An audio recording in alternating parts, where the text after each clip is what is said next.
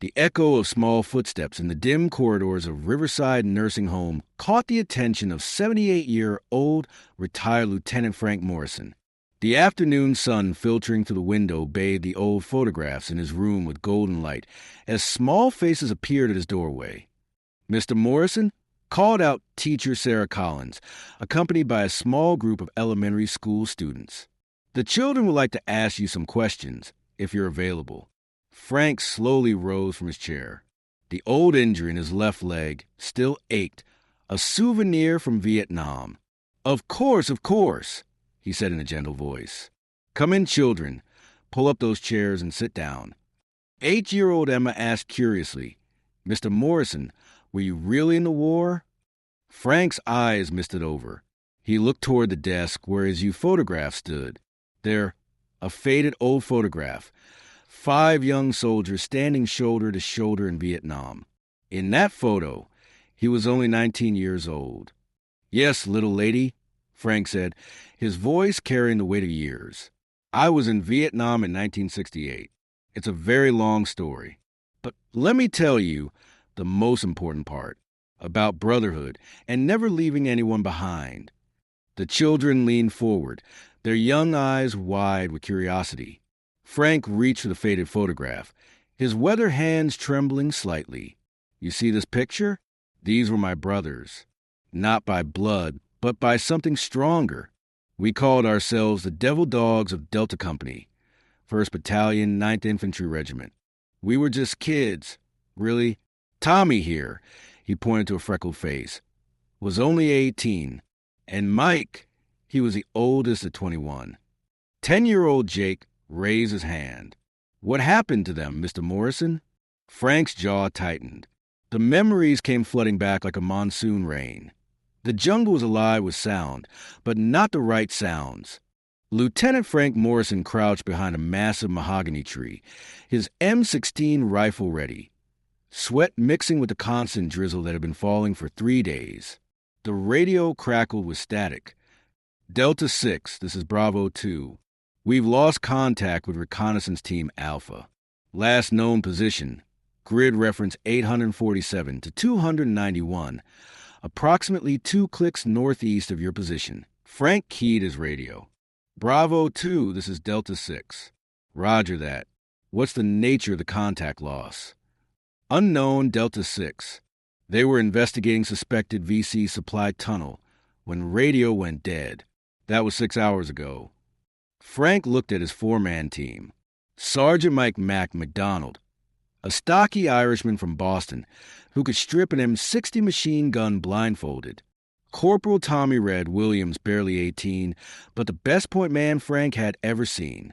Private First Class Carlos Rodriguez, their medic, who'd already saved more lives than he could count. And Private Danny Doc Cooper, their radio operator and explosives expert. "Listen up," Frank whispered to his team. "Alpha team is missing. 5 good men are out there somewhere, and we're going to bring them home." Mac adjusted his machine gun. "Sir, that area's been hot all week. Intelligence says there's at least a full company of NVA regulars operating in that sector. I know the risks, Mac, but we don't leave our own behind. Ever." Red spat into the mud. "Hell, LT, those boys would do the same for us. When do we move?" Frank checked his watch. 1,500 hours. "We move in 1 hour. It'll be getting dark soon. Give us better cover." As darkness fell over the Vietnamese jungle like a suffocating blanket, Delta 6 began their movement through the dense vegetation. Every step was calculated, every sound monitored. The jungle at night was a predator that could swallow men whole. Red led the way, his movements fluid and silent.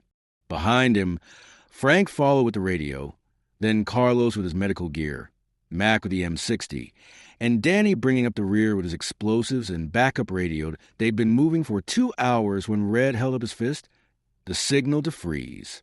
He pointed to his ear, then held up 2 fingers. 2 voices, speaking Vietnamese, maybe 50 meters ahead. Frank crawled forward to Red's position.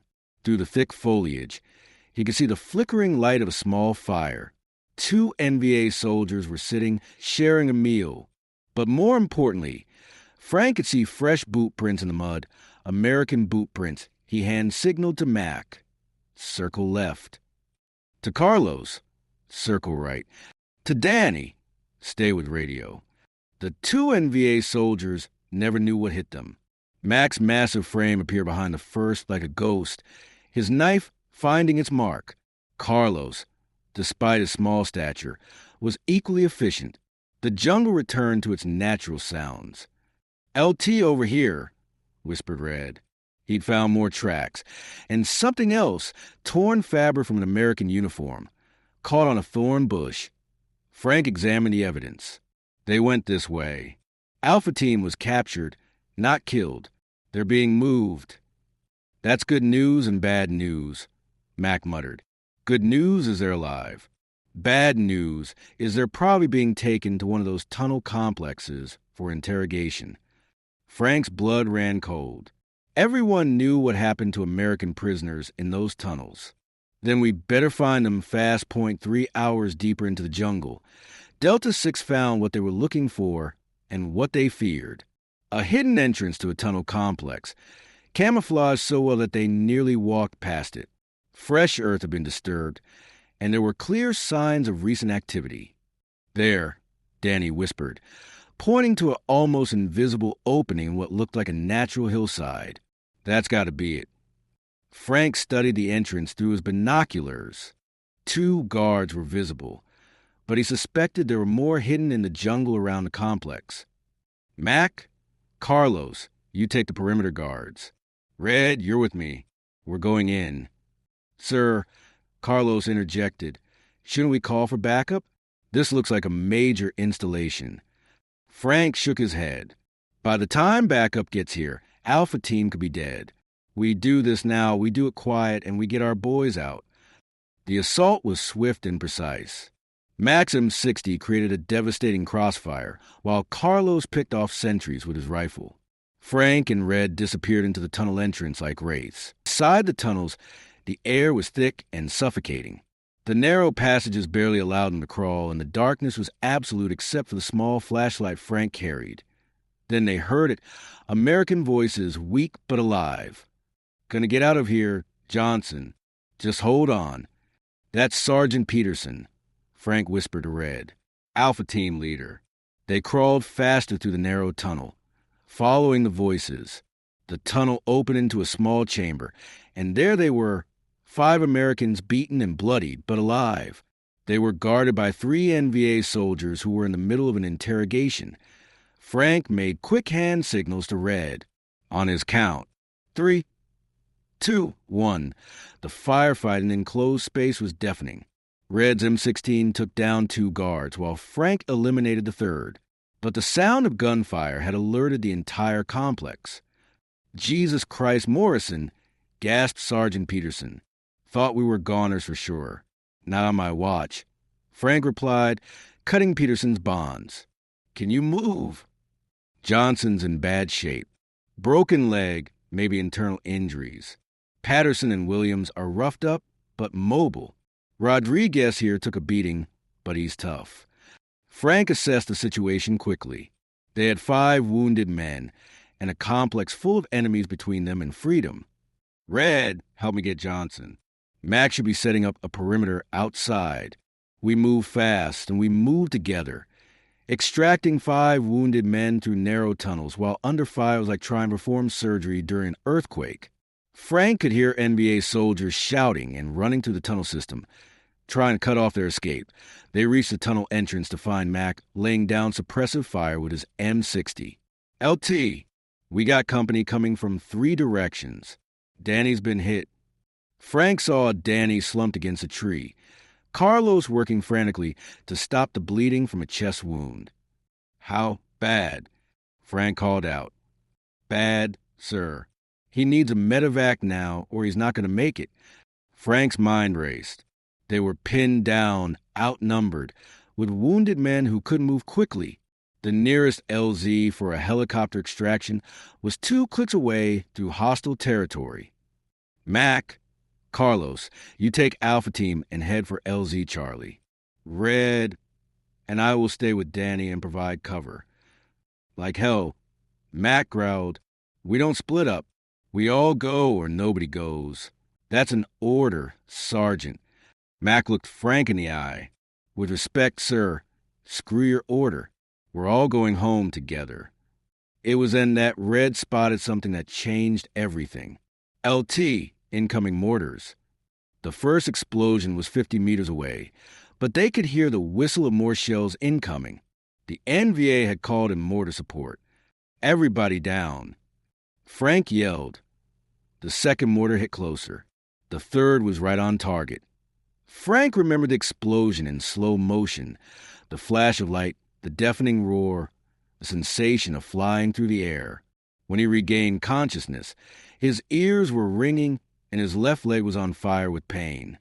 Mac, Red, Carlos. Through the smoke and debris, he saw Mac helping Carlos to his feet.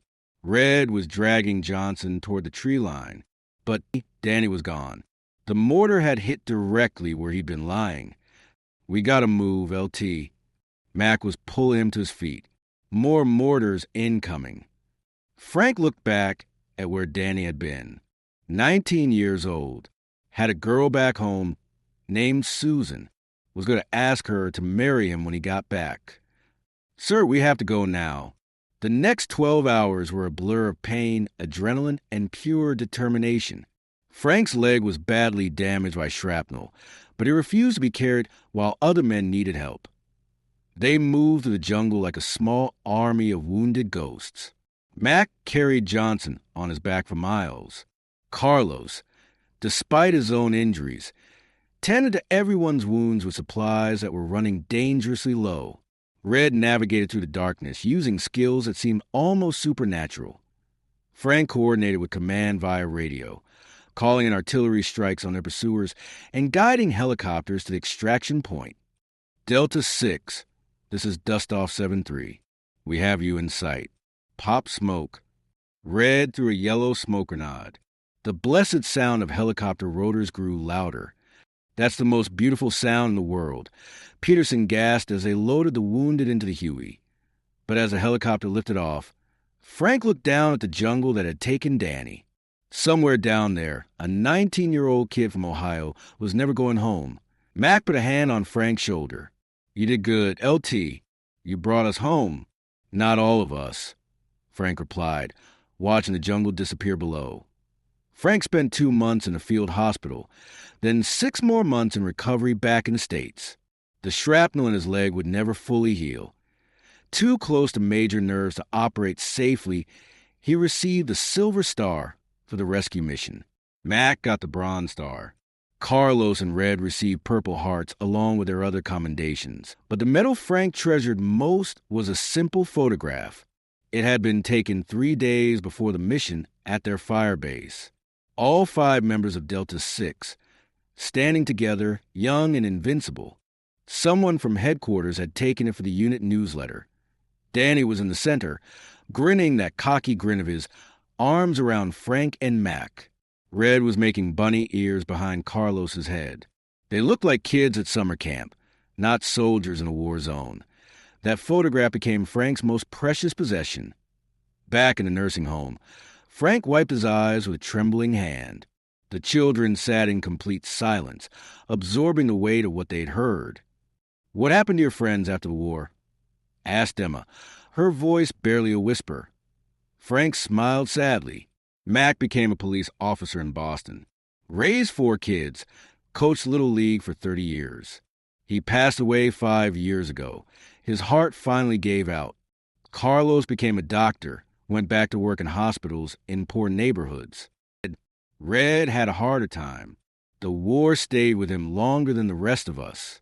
But he found peace eventually, became a park ranger in Montana. Loved the quiet. And Danny, Jake asked. Frank picked up the faded photograph. Danny never came home. But you know what? Every day for 55 years, I've looked at this picture and remembered him exactly as he was 19 years old, full of life, making jokes even in the middle of a war. He handed the photograph to Emma. This is what I want you to understand. Children, These men were heroes not because they weren't afraid, but because they were afraid and did what was right anyway. Danny died saving 5 men he'd never met before that day. Mac carried wounded soldiers for miles through enemy territory. Red guided us home through jungle so thick you couldn't see your hand in front of your face. The teacher, Sarah Collins, had tears in her eyes. Mr. Morrison, thank you for sharing this with them. Frank carefully took the photograph back, holding it like the treasure it was. People ask me if I regret going to Vietnam. I tell them no, not because war is good. War is terrible, but because I learned what real brotherhood means. I learned that there are people in this world worth fighting for, worth dying for. 10-year-old Jake raised his hand. Mr. Morrison, do you still miss them? Frank looked out the window at the afternoon sun, filtering through the trees. Sun, every single day. But I don't miss them with sadness anymore. I miss them with gratitude. Gratitude that I knew men like that. Gratitude that when it mattered most, they showed me what courage really looks like. He placed the photograph back on his desk, positioning it carefully so the afternoon light fell across the young faces. The thing about real heroes, Frank said, his voice strong despite his years, is that they don't think they're heroes. They just do what needs to be done. Danny didn't die thinking he was a hero. He died thinking about getting his buddies home safely. Emma stood up and walked over to Frank. Without saying a word, she hugged him gently. Thank you for bringing them home, Mr. Morrison. Frank hugged her back, and for a moment, he was 19 again, standing in that photograph with his brothers, ready to face whatever the world threw at them. Thank you for listening, little one. Thank you for remembering. As the children filed out quietly, each one stopping to shake Frank's hand or give him a small hug, he remained sitting by the window, the photograph in his hands. Outside, the world continued its busy pace. Cars drove by. People hurried to appointments. Children played in distant yards. But in room 237 of Riverside Nursing Home, time stood still with the memory of 5 young soldiers who had refused to leave anyone behind. Frank Morrison had kept his promise. He had brought his brothers home, and now, 55 years later, he was still bringing them home, in stories, in memories, in the hearts of children who would remember what real courage looked like. The photograph sat on the desk, catching the last rays of afternoon sunlight. 5 young men, frozen in time, their brotherhood eternal, their sacrifice finally understood by a new generation. And in the quiet of his room, Frank Morrison smiled. Danny would have liked these kids. They listened. They understood. They remembered. That was all any soldier could ask for.